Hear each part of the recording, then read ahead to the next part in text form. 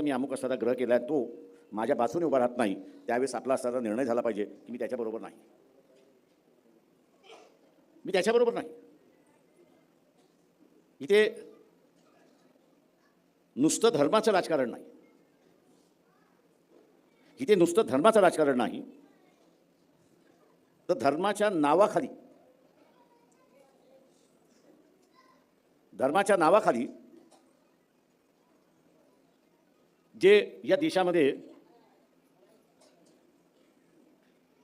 पुरोगामी विचाराचे किंवा बदलाव ह्या विचाराचे बदल झाला पाहिजे,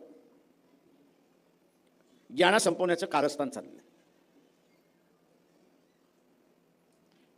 यामध्ये कारस्थान चाललेलं आहे. हे कारस्थान जर आपल्याला ओळखता आलं नाही तर आपण त्याला बळी पडतो, आपण त्याला असताना बळी पडतो, अशी असणारी परिस्थिती आहे.